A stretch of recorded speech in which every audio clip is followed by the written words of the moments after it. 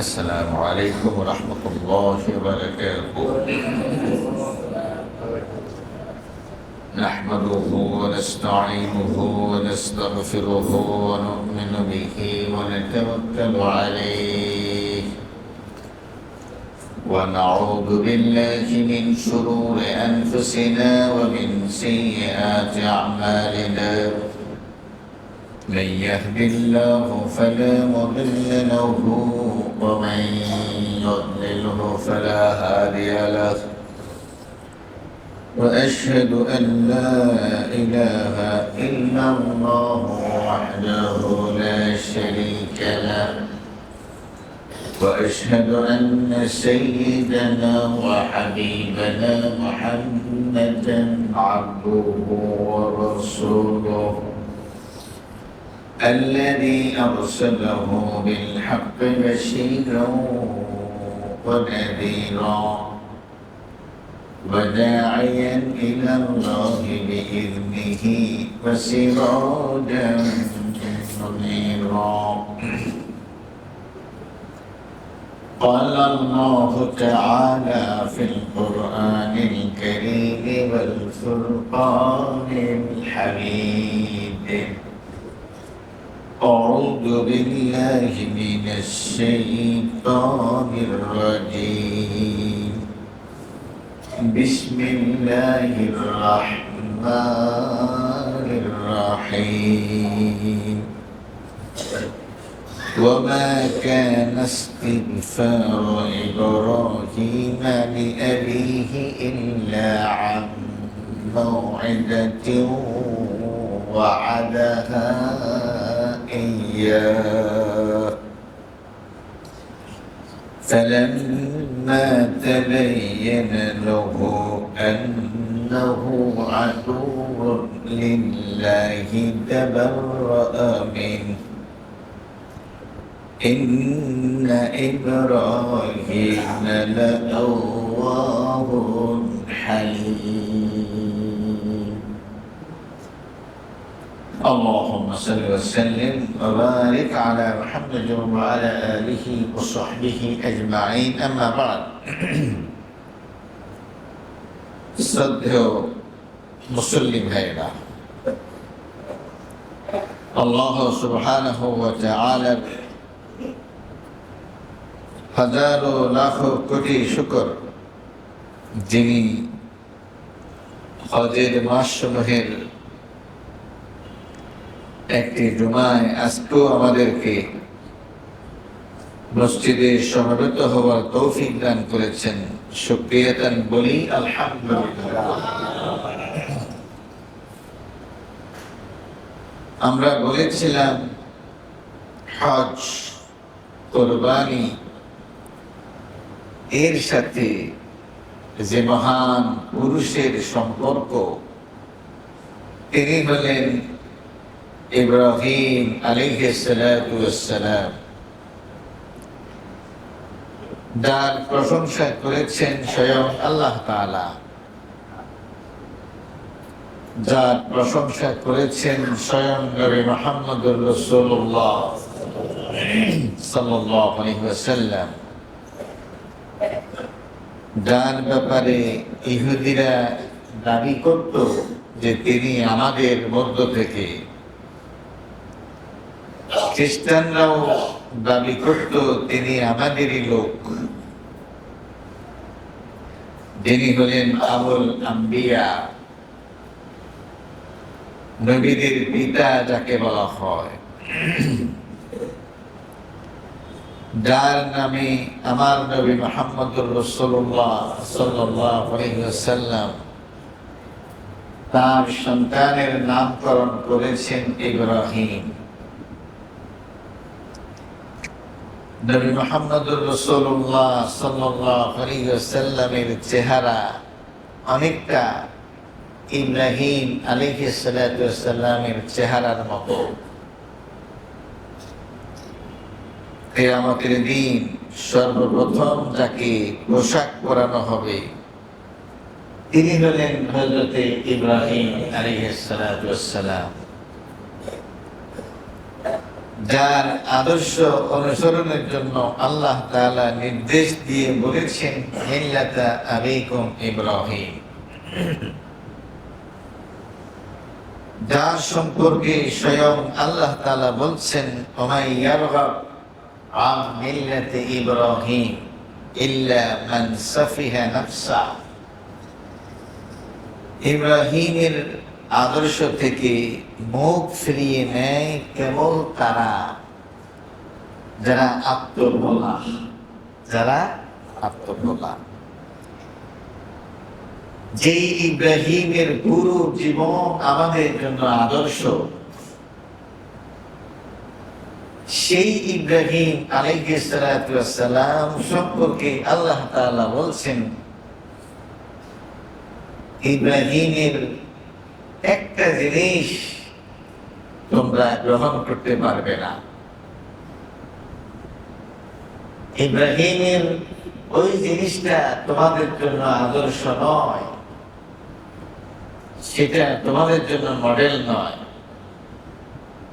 অনুসরণীয় অনুকরণীয় নয়। ইব্রাহিমের জীবনে সব গ্রহণ করতে পারবা, একটা জিনিস ছাড়া। সুবহানাল্লাহিল আযীম ওয়া বিহামদিহি। বন্ধুকে বন্ধুরূপে গ্রহণ করতে হয়, বন্ধুর শত্রুকে বন্ধু করা যায় না। কি বলেন, ঠিক কিনা? তো ইব্রাহিম আলাইহিস সালাতু ওয়াস সালামের শান, তিনি হলেন খলিলুল্লাহ। তিনি কি? খলিলুল্লাহ। তিনি আল্লাহর অন্তরঙ্গ বন্ধু। কিন্তু ইব্রাহিমের জীবনে এরকম একটা ব্যাপার ছিল যে তিনি আল্লাহর দুশমনের জন্য আল্লাহর কাছে ক্ষমা প্রার্থনা করেছেন। আল্লাহর দুশমনের জন্য আল্লাহর কাছে সুপারিশ করেছেন। আল্লাহ বলতেছেন এই কাজটা খবরদার তোমরা গ্রহণ করতে পারবে না।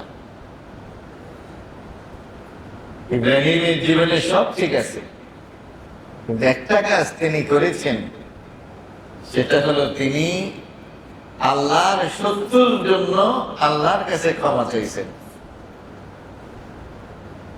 কত বড় কথা!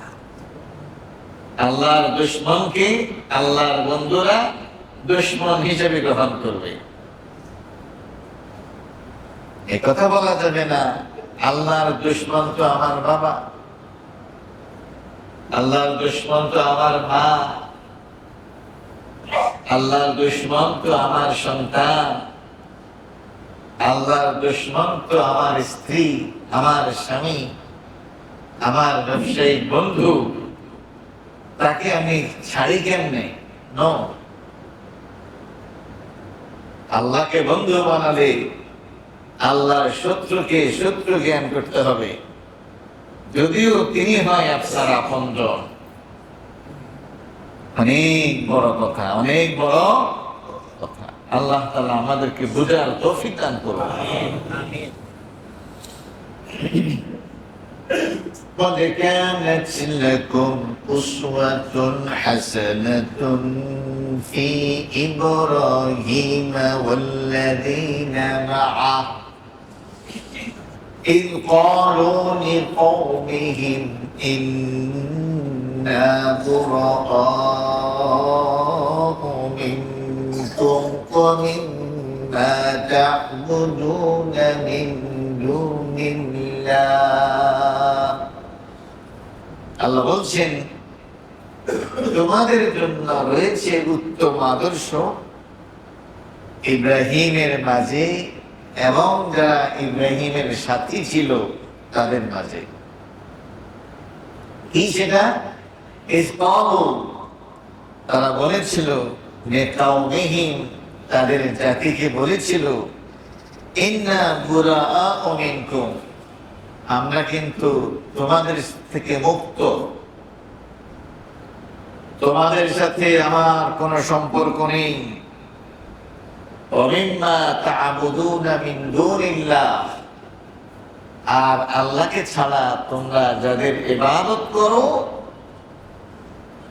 তাদের সাথে আমাদের কোনো সম্পর্ক নেই, সম্পর্ক ছিন্ন তোমাদের সাথেও। এবং তোমরা যা পূজা করো, উপাসনা করো, ইবাদত করো, সেটার সাথেও আমাদের সম্পর্কের ছিন্নতা রয়েছে। কাফারনা বিকুম, আমরা তোমাদেরকে কুফরি করলাম, অস্বীকার করলাম।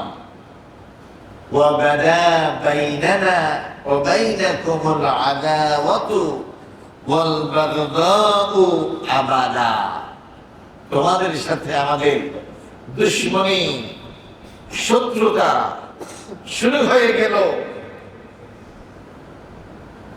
সব সময়ের জন্য। কখনোই তোমাদেরকে আমরা বন্ধুরূপে গ্রহণ করতে পারবো না। তোমরা আল্লাহর শত্রু, আমাদের শত্রু। তোমরা আল্লাহর দুশমন, আমাদের দুশমন।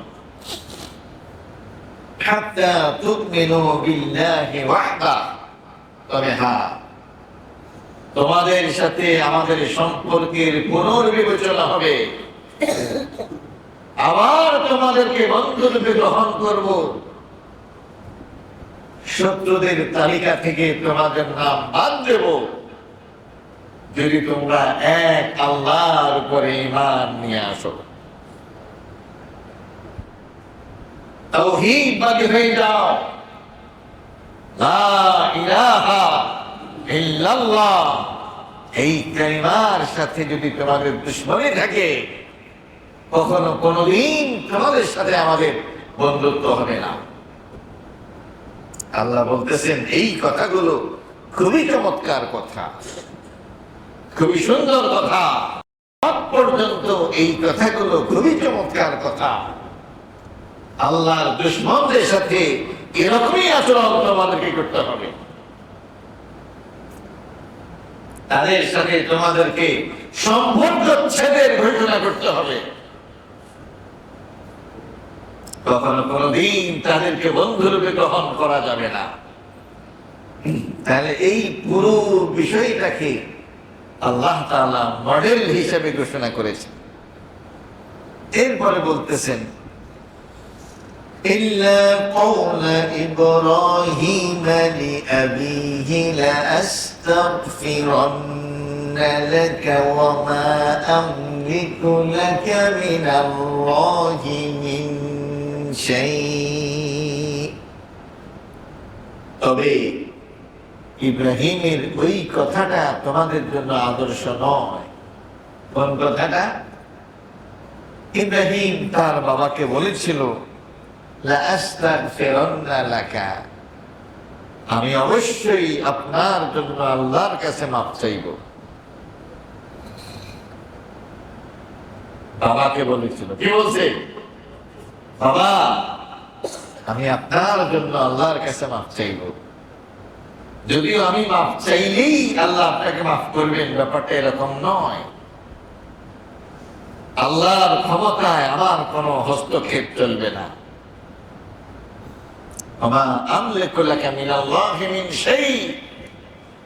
আল্লাহর বিষয়ে খবরদারি করার কোনো সক্ষমতা আমার নাই।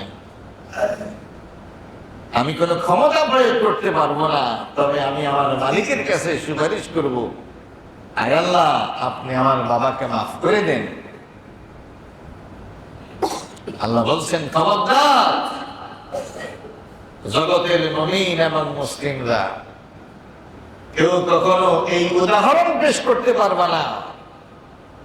নবী ইব্রাহিম আলাইহিস সালাতু ওয়াস সালাম যেহেতু তার মুশরিক বাবার জন্য, আল্লাহর দুশমন বাবার জন্য মাফ চাইছে, আমরাও সম্ভবত আমাদের বাবা মার অবস্থা যেমনই হোক তাদের জন্য আল্লাহর কাছে মাফ চাইতে পারবো। খবরদার, এটা ইব্রাহিমের জীবন থেকে গ্রহণ করতে পারবে না।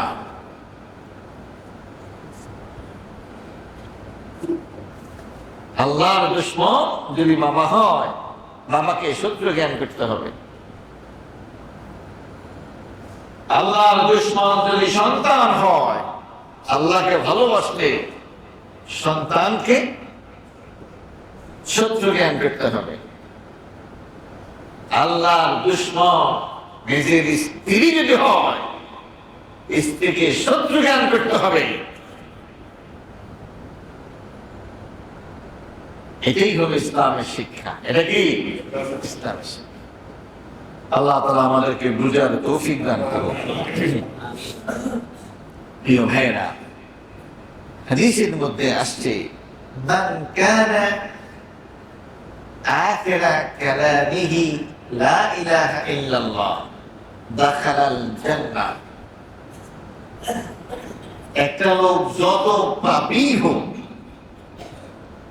যত বড় গুনাহগার হোক, তার জীবনের সর্বশেষ কথা যদি হয় লা ইলাহা ইল্লাল্লাহ, লা ইলাহা আল্লাহ ছাড়া কোন সত্য মাবুদ নেই, লা শারীকা লাহু তার কোন শরীক নেই, ওয়াহদাহু তিনি এক আল্লাহ, একজন মাবুদ, তিনি ছাড়া আর কোন সত্য মাবুদ। এইটা যদি কারো জীবনের সর্বশেষ কথা হয়, তাহলে সে যত বড় পাপী হোক, তার জান্নাতে যেতে কোনো অসুবিধা হবে না। কারণ সে শিরক করে নাই। সে কি করে নাই? সে শিরক করে নাই। কারণ শিরক না করলে আল্লাহ তাআলা তাকে মাফ করে দিবেন, এবার পাপ যাই হোক না কেন। রাসূল করিম সাল্লাল্লাহু আলাইহি ওয়াসাল্লামকে জিজ্ঞেস করা হলো, মান আসআদুন নাস বিশাফাআতিকা ইয়াউমাল কিয়ামাতি ইয়া রাসূলুল্লাহ সাল্লাল্লাহু আলাইহি ওয়াসাল্লাম। হে আল্লাহর রাসূল সাল্লাল্লাহু আলাইহি ওয়াসাল্লাম, কিয়ামতের দিন আপনার সুপারিশ কারা পাবে? কারা আপনার সুপারিশ পেয়ে ধন্য হবে? ওরা কারা?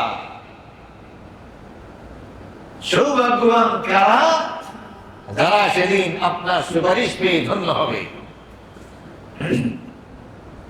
আল্লাহ রাসূল সাল্লাল্লাহু আলাইহি ওয়াসাল্লাম বলছেন, যে ব্যক্তি বলবে তার মৃত্যু হবে লা ইলাহা ইল্লাল্লাহ, এই তাওহীদি কালিমার উপর,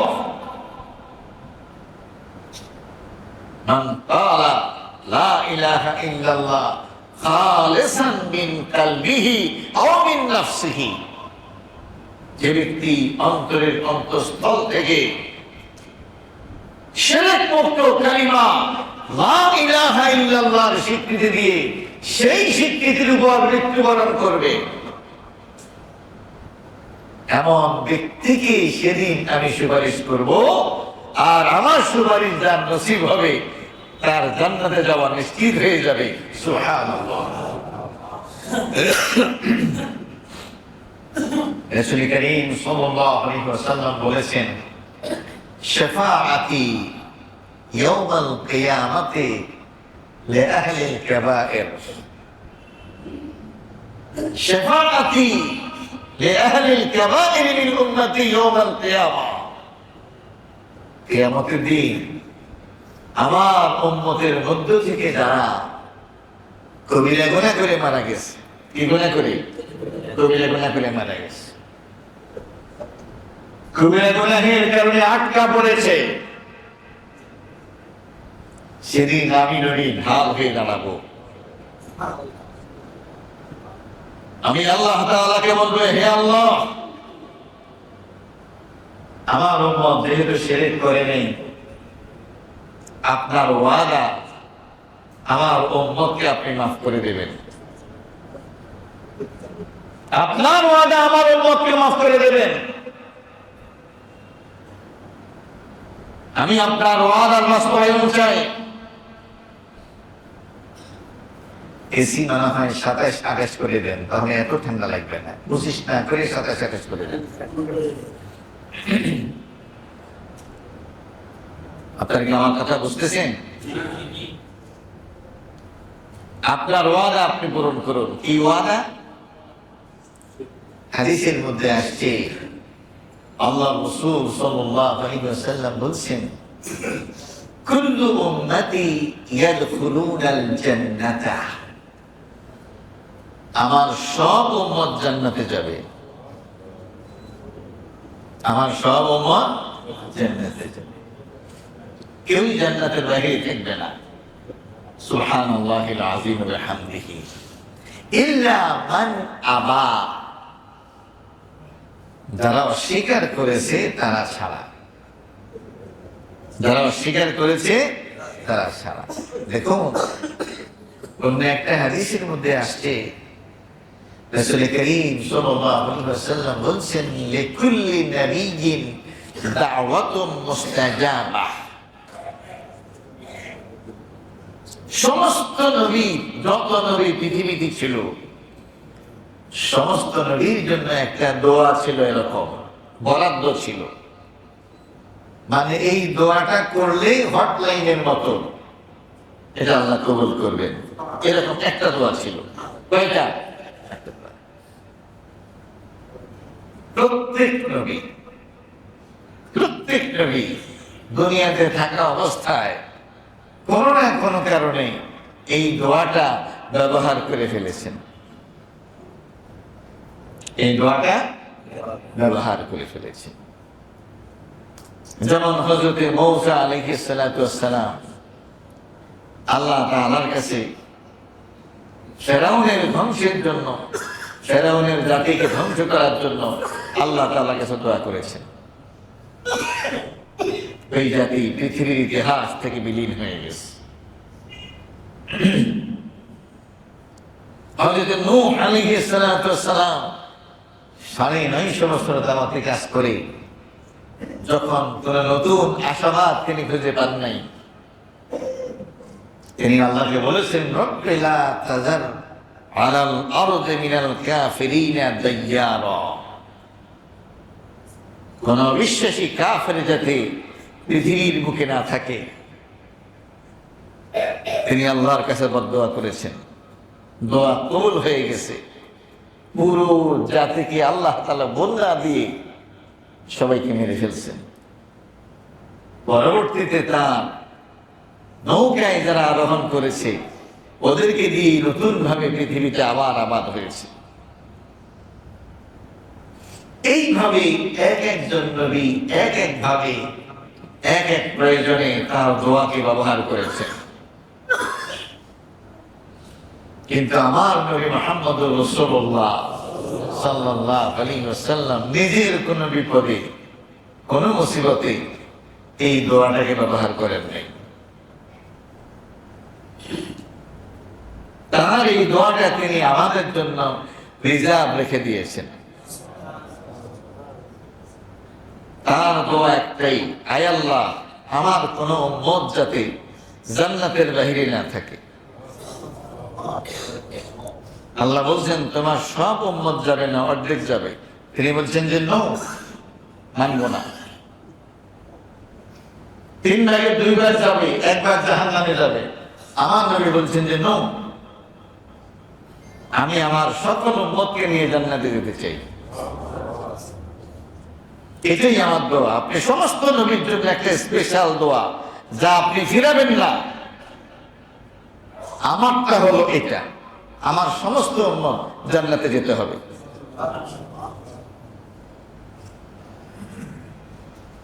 আল্লাহর নবী সাল্লাল্লাহু আলাইহি ওয়াসাল্লাম যখন বললেন যে এটাই আমার দোয়া, আল্লাহ বলছেন, যাও, আমি তোমাকে কথা দিলাম, তোমার কোন উম্মত জান্নাতের বাইরে থাকবে না, তোমার সকল উম্মত জান্নাতে যাবে। তালিকায় থাকবে। এই জন্য নবীর উম্মত যদি থাকে, শিরক যদি না করে, কবিরা গুনাহ করে,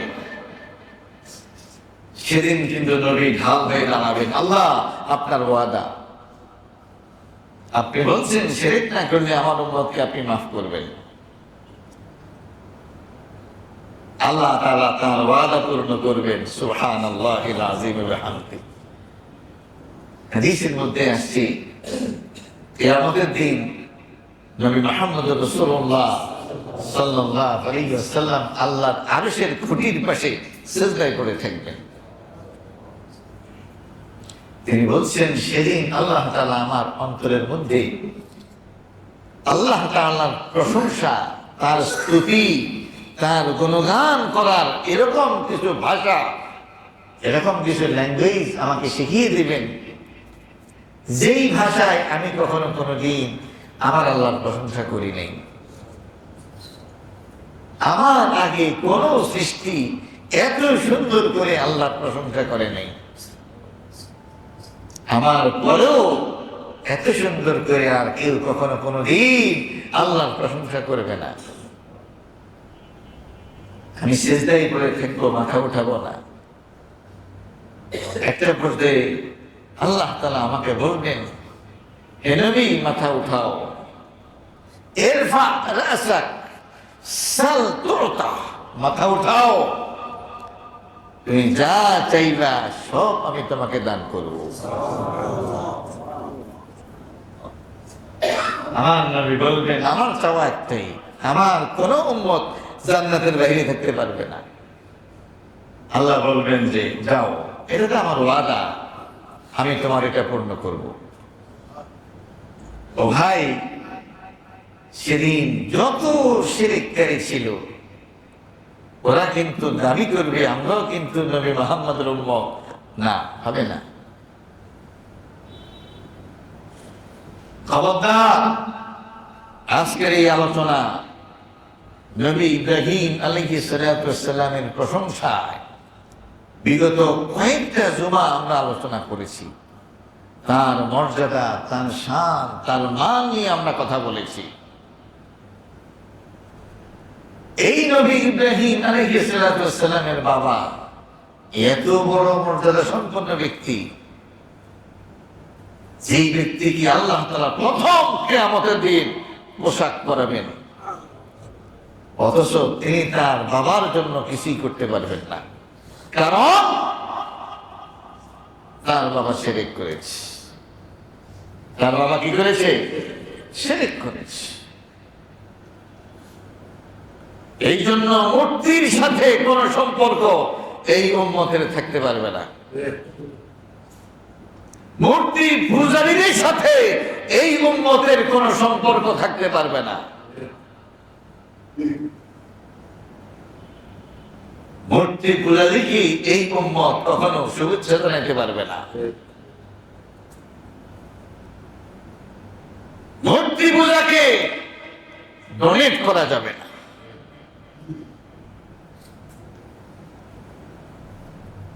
মানব ইতিহাসে সর্বপ্রথম শিরকের সূচনা হয়েছে মূর্তির মাধ্যমে। প্রথম কিসের মাধ্যমে হয়েছে?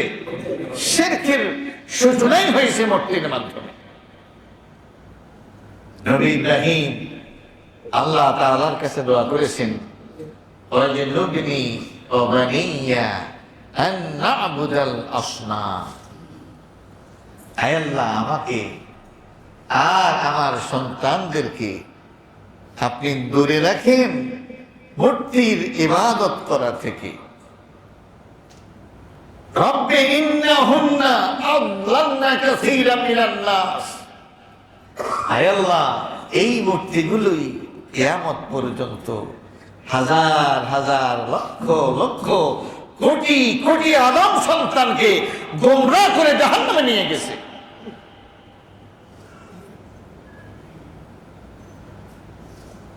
এখন তো আমরা মূর্তিকে মূর্তি বলি না, মূর্তির নাম পাল্টাইয়া আমরা মূর্তির সাথে এখন মহব্বত তৈরি করি। শয়তান কতভাবে আমাকে আপনাকে গোমরাহ করতেছে। মূর্তির নাম পাল্টাইলেই এটা পবিত্র হয়ে যাবে না।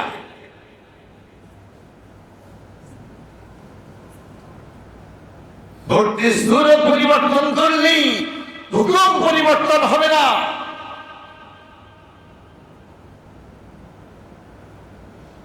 জান্নাতে যদি যেতে হয়, পরকালে যদি মুক্তি পেতে হয়, তাহলে কোনোভাবেই শিরকের সাথে সম্পর্ক রক্ষা করা যাবে।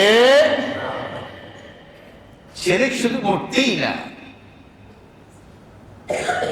শিরক কিন্তু সামাজিক প্রথাও আছে। সামাজিক প্রথা অনেক সময় কোরআন এবং হাদিস থেকে কথা বললে বলা হয়, হুজুর আমাদের সমাজে তো এর উল্টাটা আছে। তাহলে এই তথা কথিত সামাজিকতা শরীয়তের অ্যান্টিতে দাঁড়াইল। কি বলেন, ঠিক কিনা? শরীয়ত আমলযোগ্য, সামাজিক প্রথা আমলযোগ্য নয়। বাপ দাদা পিতৃপুরুষের রসুম রেওয়াজ আল্লাহর শরীয়তের সামনে দাঁড়াইতে পারবে না। পিতৃপুরুষের দোহাই দিয়া তথা কথিত সামাজিকতার দোহাই দিয়া আল্লাহর শরীয়তকে জবাই করা, এই দুঃসাহস যারা দেখাবে তারাও কিন্তু শিরক করে যাচ্ছে।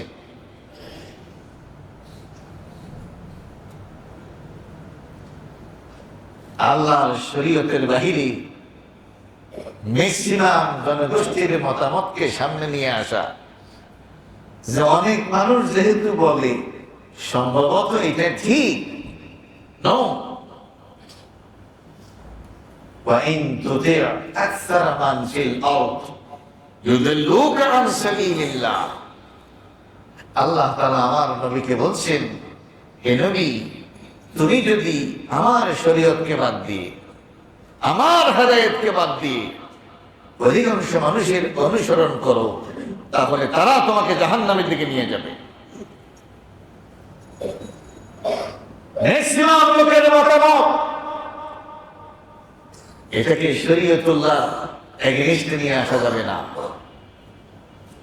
আল্লাহ তাআলা শরীয়ত নাযিল করেছেন, সারা পৃথিবীর সমস্ত মানুষ যদি সেটা অস্বীকার করে করুক, আমাকে শরীয়তের পক্ষেই থাকতে হবে। কি বলেন, ঠিক কিনা? সারা দুনিয়ার সবগুলো মানুষ যদি সুদের পক্ষে কথা বলে, সুদ কি জায়েজ হয়ে যাবে? সারা দুনিয়ার সবগুলো মানুষ যদি বলে মদ একটা ভালো জিনিস, শুয়োরের গোশত খুব মজার একটা খাবার, এটা কি বৈধ হয়ে যাবে?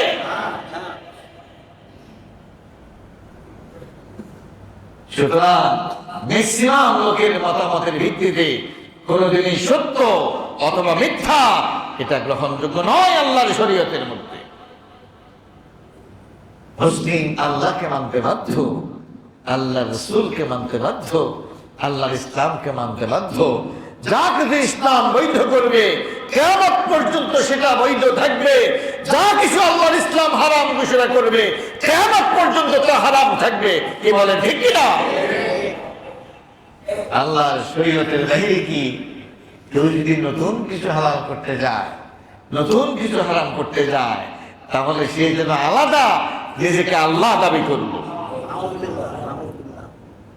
কোন জনগোষ্ঠীর, কোন পার্লামেন্টের, কোন সংসদের, কোন সংঘের আল্লাহর শরীয়তের বাহিরে গিয়ে নতুন কোন বিধান রচনা করার অধিকার নাই। মানুষগুলো আল্লাহর গোলাম, গোলামি করে যাওয়াই তাদের কাজ। কি বলেন, ঠিক না? বিধান রচনার মালিক কে? গোলামরা বিধান রচনা করবে না, গোলামরা গোলামি করে যাবে। এটাই হলো তাওহীদ, এটাই হলো একত্ববাদ, এটাই হলো লা ইলাহা ইল্লাল্লাহ। এই চেতনায় যারা মৃত্যুবরণ করবে, এদের যা কিছু গুনাহ থাকুক, আল্লাহ তাআলা ইসবিতের কারণে, এই ঈমানের কারণে তাদেরকে মাফ করে দেবেন। কিন্তু এই বিশ্বাসের বাহিরে ভিন্ন বিশ্বাস নিয়ে কেউ যদি মৃত্যুবরণ করে, ব্যক্তিগত জীবনে যদি তাদের লাইফ দরবেশের লাইফ হয়, এরা জাহান্নামে যেতে বাধ্য। এটাই হলো ইব্রাহিম আলাইহিস সালাতু ওয়াস সালাম সম্পর্কে আল্লাহ তাআলা চূড়ান্ত বক্তব্য, যে তার পুরো লাইফ তোমাদের জন্য আদর্শ। কিন্তু একটা জিনিস নয়, সে আমার দুশ্মনের জন্য আমার কাছে ক্ষমা চাইছে। আমার দুশ্মন তার বাবা হতে পারে, কিন্তু তার সাথে বন্ধুত্ব চলবে না, যেহেতু সে আমার বন্ধু, যেহেতু সে আমার। সুবহানাল্লাহিল আযীম ওয়া বিহামদিহি। সম্মানিত ভাইরা আমার, সেজন্য আসুন নবী ইব্রাহিম আলাইহিস সালাতু ওয়াস সালামের জীবনের চূড়ান্ত শিক্ষা হলো আমাদের পুরো জিন্দেগি হতে হবে কুফর এবং শিরক মুক্ত। কুফর এবং শিরক মুক্ত, কারণ এটা হলো সবচেয়ে বড় পাপ, যেই পাপের কারণে সমস্ত সৎকর্ম বাতিল হয়ে যায়, যেই পাপের কারণে একজন লোক ইসলাম থেকে খারিজ হয়ে যায়, যেই পাপের কারণে জাহান্নাম ওয়াজিব হয়ে যায়, যেই পাপের কারণে আল্লাহর জান্নাত স্থায়ীভাবে হারাম হয়ে যায়, সেটা হলো শিরক, সেটা হলো কুফর, সেটা হলো মুনাফিকি। সেটা কি? মুনাফিকি। আল্লাহ তাআলা আমাদের সবাইকে এই জঘন্য অপরাধ থেকে বেঁচে থাকার তৌফিক দান করুন।